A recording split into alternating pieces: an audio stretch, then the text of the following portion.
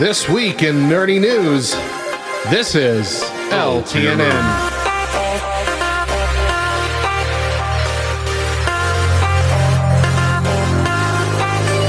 Microsoft is working on a new mode for their Edge browser that makes it super duper secure. In fact, that's even what they named it, Super Duper Secure Mode. It's still in the experimental stage, but it is hopeful that it'll make it harder for attackers to attempt to exploit bugs in the browser.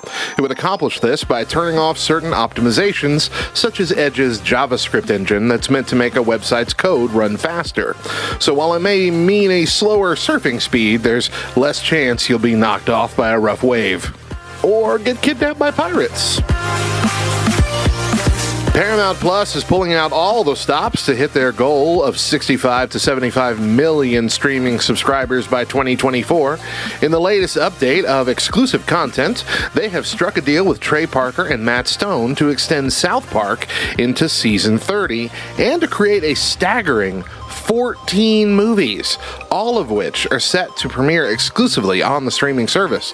This includes 2 movies coming out in the next 4 months. And speaking of Paramount Plus pulling out all the stops, as if 5 Star Trek series in production at one time weren't enough, it appears they are already working on a 6th series. According to the New York Times, this new show will be centered around Starfleet Academy, made with a younger audience in mind. As to what time period it'll be set in, that's still unknown. But with a 6th series on the way, it makes even the most hardcore Trekkie ask the question, is there such a thing as too much Star Trek? The answer might be yes. Getting a little trekked out over here. I'm already having a hard time keeping up with the 3 series that we have. We're going to be adding 3 more? What, should I quit my job? That was This Week in Nerdy News. I'm Radio Matt, and this is LTNN.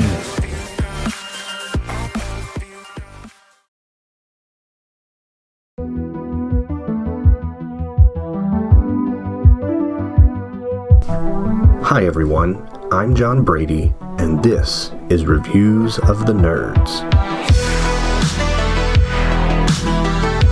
The jungle is thick, and the journey hasn't been without its perils.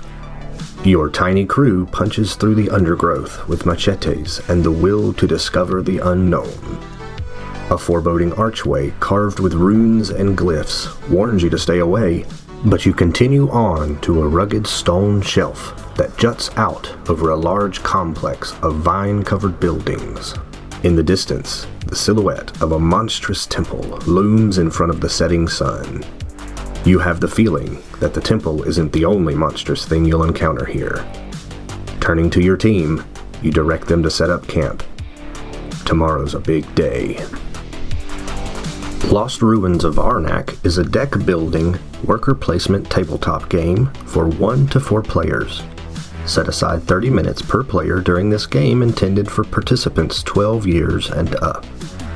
Explore the sites surrounding the lost Temple of Arnak, collecting the idols, resources, and abilities you find there. But beware, powerful guardians will hinder the explorer who dares to enter. Defeat them to gain awesome advantages. Retreat only if you must, taking a fear card into your deck and thus muddying up your chances of drawing your better cards. Use coins to buy tool cards, which are free to play. Use compasses to purchase overpowered artifacts, which require an activation cost after their initial play. Trim your deck down to become an efficient engine. Research your way up the temple track to get even more benefits and reach the temple chamber, where giant tablets and tons of points await discovery. At game end, tally up your points from your temple research, defeated guardians, idols, and all cards you have purchased. Lose points for any fear cards you still have. Lost Ruins of Arnak is a competition to see who can squeeze out the most lucrative turns for the longest time. It is serious fun, and those who are willing to take great risk may find great reward along the way. I give the tabletop game, Lost Ruins of Arnak, a 9.5 out of 10. I'm John Brady, and remember, fortune and glory, kid. Fortune and glory.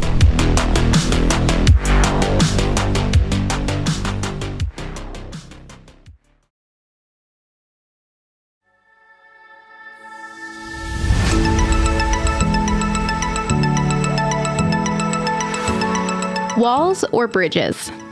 Believe it or not, every day we're building one of two things: walls or bridges. In our relationships and with the people we encounter, our interactions and the words we choose are important, probably far more important than we care to realize. It's no secret that the person we are today is different from the person we were a year ago or 10 years ago. As is the same, the Christian we are today is not the same as the one we once were. As we grow in our relationship with Christ, our convictions grow. Things we once found acceptable may now be non-negotiable for us.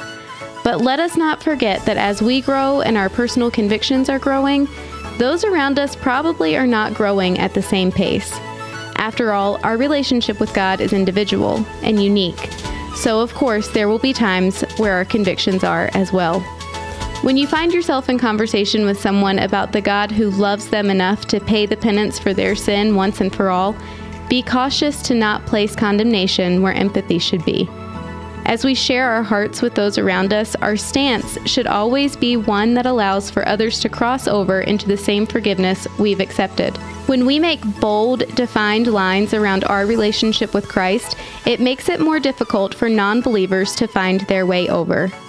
Sometimes, without even realizing it, we seclude ourselves from the very people who need us or who we need most. Be aware of your words, aware of your personal convictions, and aware of the structure you're building. Are you building a wall around yourself, making it impossible for others to access grace? Or are you building a bridge for them to cross through into everlasting life?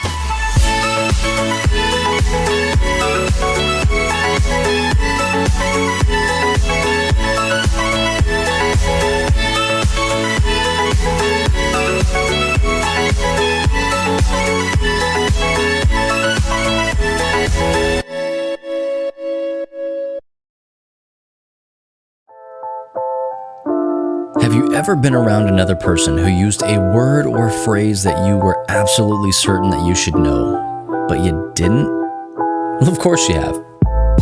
Hey, don't worry, nerd, because we've got some great news for you. You're about to learn something brand new, and this will be useful. Not like that throwaway knowledge like math or science. This is the real world, bub, and you need to be able to hold your own in a nerdy conversation. So pull up a chair and pay attention, because LTN's got another nerdy definition for you.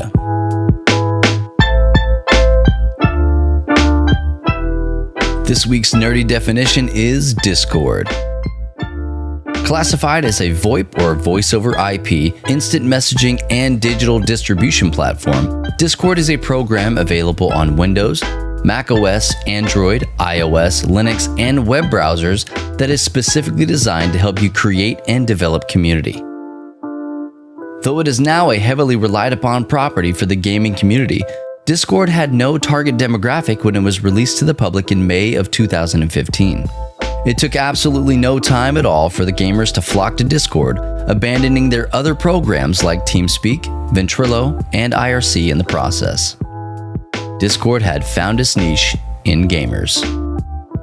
You'd be hard-pressed to find a streamer, YouTuber, publisher, or developer without a Discord server, and some would even say that they use it as their primary means of communication. And when you've used it to its full potential, it really is easy to see why it appeals to more than a gaming audience, and why in March of 2020, Discord changed its motto from Chat for Gamers to Chat for Communities and Friends, in an effort to appeal to a wider user base. Now, we at Love Thy Nerd do have a Discord server that you can join just by heading over to lovethynerd.com/discord. We also have several resources on our website that will help you better understand what Discord is and how to use it. Simply head on over to our website at lovethynerd.com and search for Discord. So, the next time someone asks you to join a sweet Discord server that they know about, you can smile and nod at that nerd because, well, you understand that reference.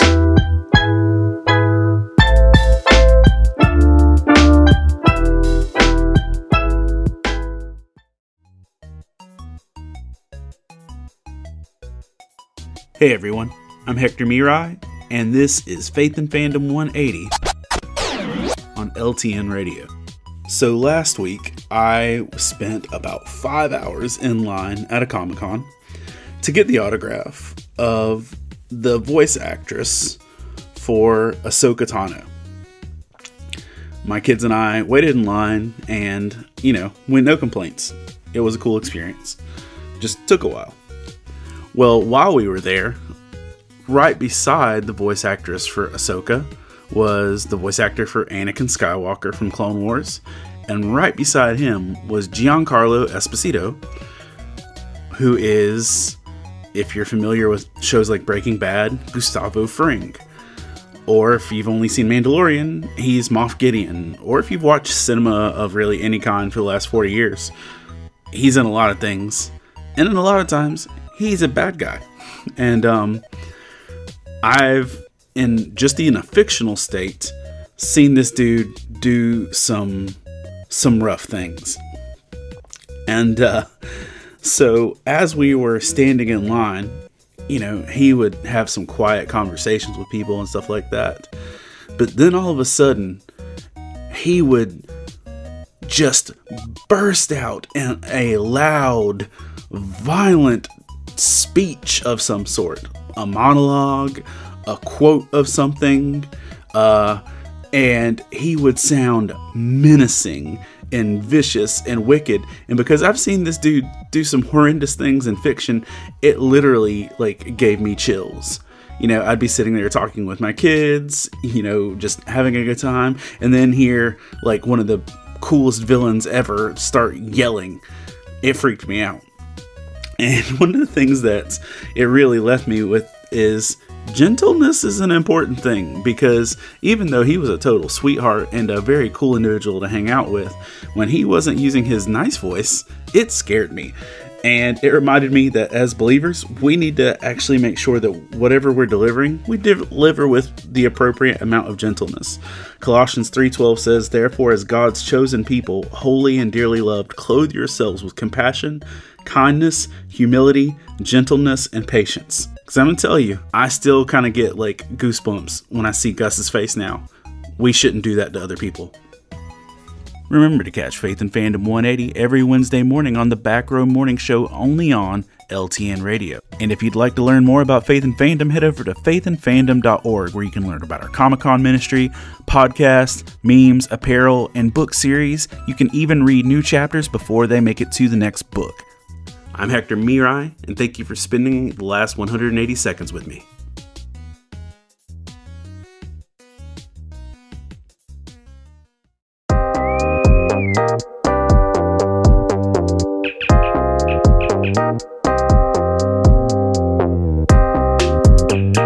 This week in nerd history, computing becomes personal. Nerd history. Prior to the 1980s, IBM had largely been known as a provider of business computer systems. As the 1980s opened, their market share in the growing mini-computer market failed to keep up with competitors.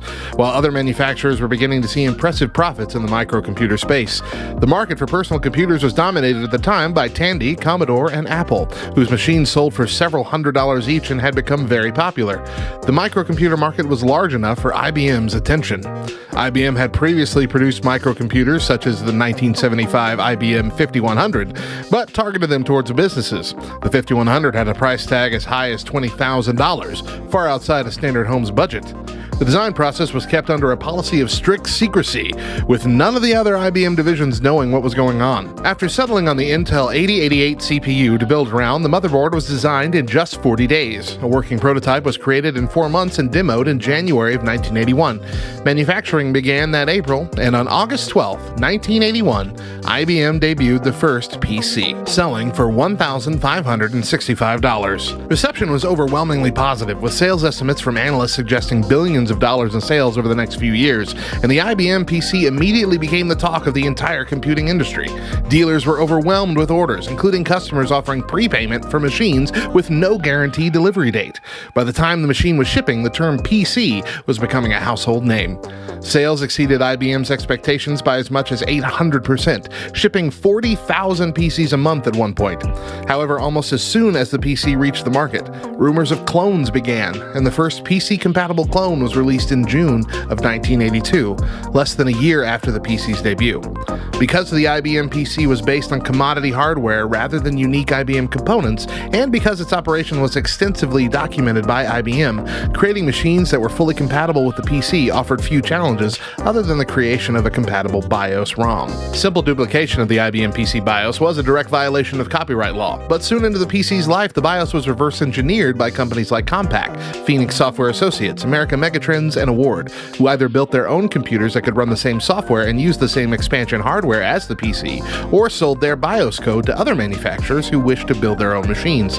The clone market eventually became so large that it lost its association with IBM's original, and the term PC became a set of de facto standards established by various hardware manufacturers.